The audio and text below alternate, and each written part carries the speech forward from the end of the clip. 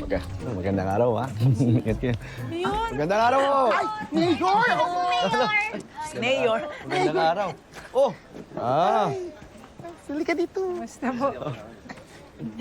Mayor, ingat po kayo. Ay, salamat. Naglalakad ako kanina. Narinig ko kasi yung usapan ninyo, eh. Makikiusap sana ako, ha? Baka pwede maging malumanay muna tayo kay Elsie.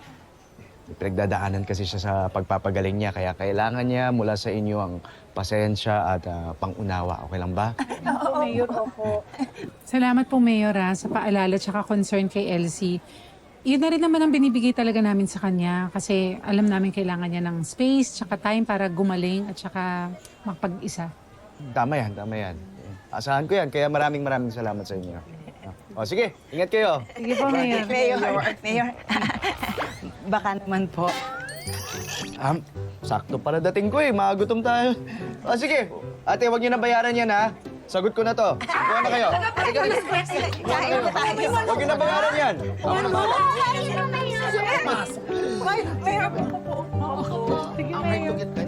May fried chicken.